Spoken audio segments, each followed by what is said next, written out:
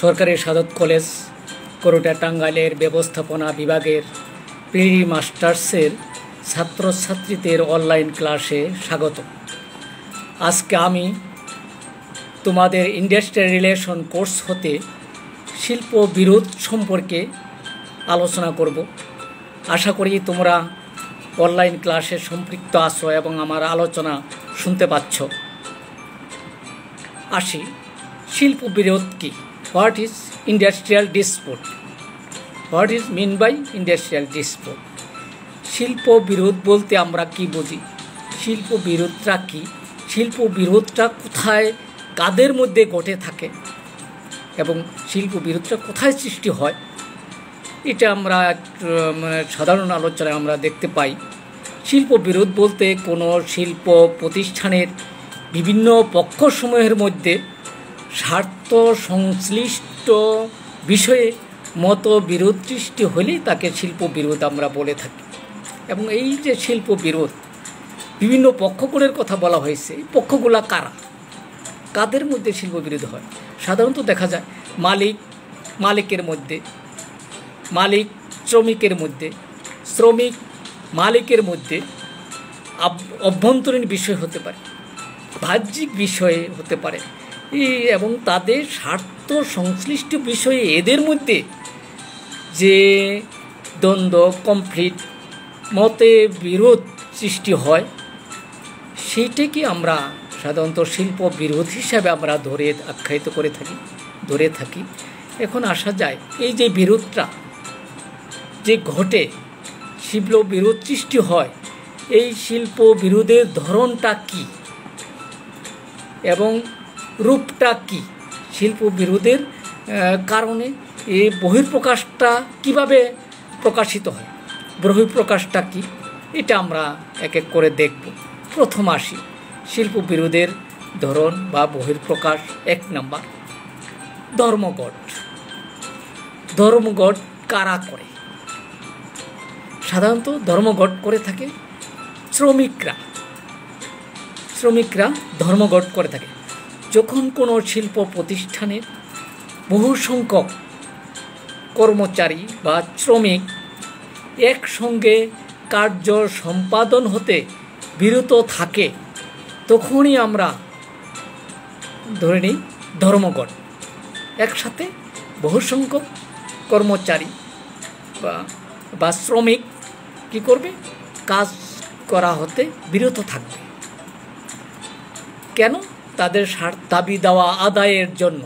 তাহলে দাবি দেওয়া আদায়ের মুখ্যম একটা পদ্ধতি, একটা অন্যতম একটা পদ্ধতি হইল ধর্মঘট, দাবি দেওয়া আদায়ের জন্য।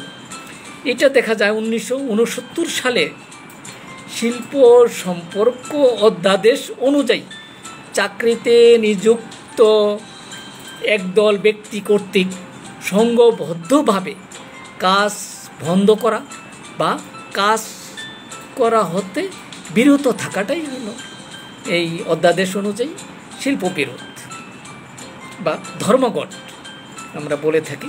এই 1969 সালের এই অধ্যাদেশ অনুযায়ী সেখানে একাধিক ব্যক্তি বা একদল বহু সংখ্যক ব্যক্তি কি করবে? তারা কোনো কাজ করা হয়তো বিরত থাকবে, অথবা কাজ বন্ধ করে চলে যাবে বা কাজ করবে না, বিরত থাকবে। সেটি হলো ধর্মঘট আমরা বলে থাকি। 2 নাম্বার, কারখানা বন্ধ বা তালা বন্ধ, যেটা আমরা লকআউট হিসাবে ধরে নেই। লকআউট, তালা বন্ধ। এই তালা বন্ধটা ওখানে আমরা দেখলাম ধর্মঘট করে শ্রমিকরা, আর তালা বন্ধ যে করে এটা হইল মালিক পক্ষ।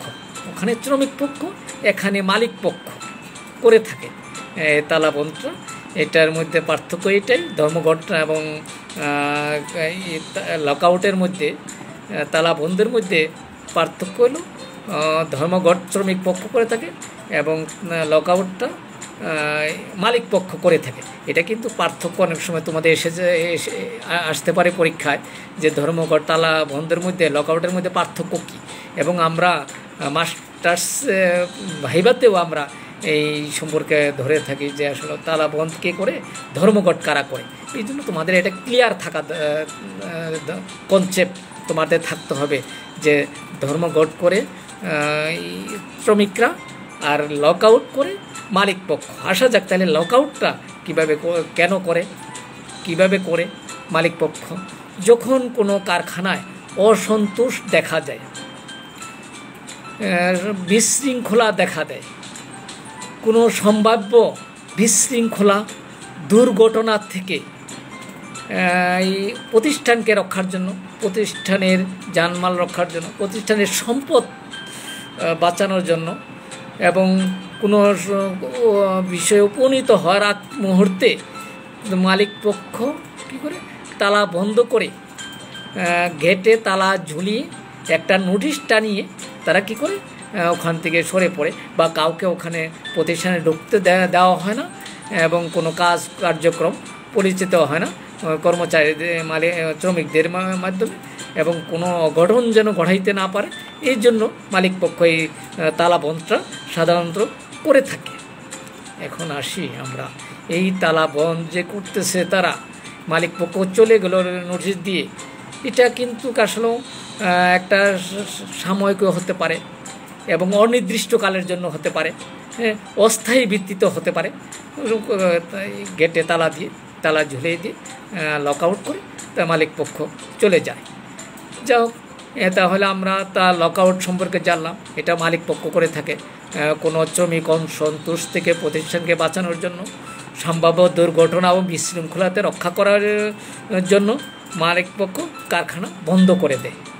সোজা কথা, এটি হলো লকআউট বা তালাবন্ধ, কারখানা বন্ধ। তারপর আসি আরেকটা, তৃতীয় নাম্বার, উপবেশন ধর্মঘট, সিট ডাউন স্ট্রাইক। উপবেশন ধর্মঘটটা কি? সিট ডাউন, যেটা আমরা সিট ডাউন স্ট্রাইক বলে থাকি, এটা সাধারণত শ্রমিকগণ কারখানায় এসে, শ্রমিকরা কারখানায় আসবে, কারখানায় এসে অফিস চলাকালীন সময় তারা কাজ হতে কি করবে, কাজ সম্পাদন হতে বিরত থাকবে, কাজ করবে না। অফিসে আসবে ঠিকই, অফিস টাইমে আসবে, এসে ওইটা তারা কাজ হতে বিরত থাকবে, কাজ করবে না। এটা পূর্ণকালীন হতে পারে, পূর্ণ সময়টা হতে পারে, এবং অল্প সময়ও এইটা তারা কাজ থেকে যে বিরত থাকতেছে, তারা কার্য সম্পাদন হতে কার্য সম্পাদন করতেছে না, এইটাই হইল সিট ডাউন স্ট্রাইক। মানে অবস্থানে প্রতিষ্ঠানে আসবে, অফিসে আসবে, অফিসে এসে তারা কাজ থেকে বিরত থাকবে, এটা হলো সিট ডাউন স্ট্রাইক। এটা সাধারণত কর্মচারীরা করে থাকে। আমি আশা করি এই যে আলোচনাটা আজকে আমরা করতেছি, সংক্ষিপ্ত আলোচনা, এর মধ্যে থেকে তোমাদের কোনো সমস্যা সৃষ্টি হলে তোমাদের যে বইটা, আমি যে কোর্সটা তোমাদের নিয়ে থাকি, যে ইন্ডাস্ট্রিয়াল শিল্প সম্পর্ক, এই যে দেখা যাচ্ছে যে রাইটারে, বইটা তোমরা অবশ্যই সংগ্রহ করবে।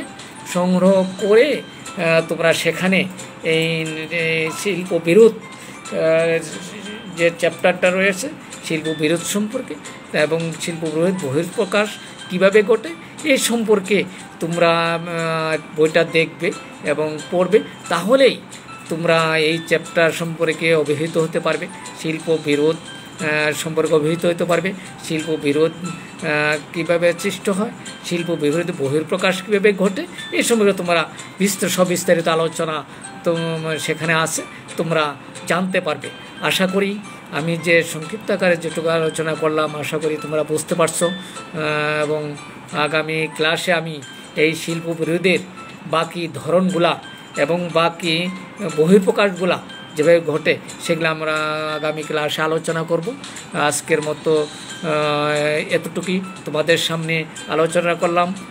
তোমরা ভালো থাকো, সুস্থ থাকো এবং বাড়িতে অযথা বসে না থেকে, গল্পগুজব না করে একটু বই পুস্তক বের করে একটু দেখো এবং অধ্যয়ন করো, এই আশাবাদ ব্যক্ত করেই আজকে অনলাইন ক্লাসে এখানে শেষ করছি। আল্লাহ হাফেজ।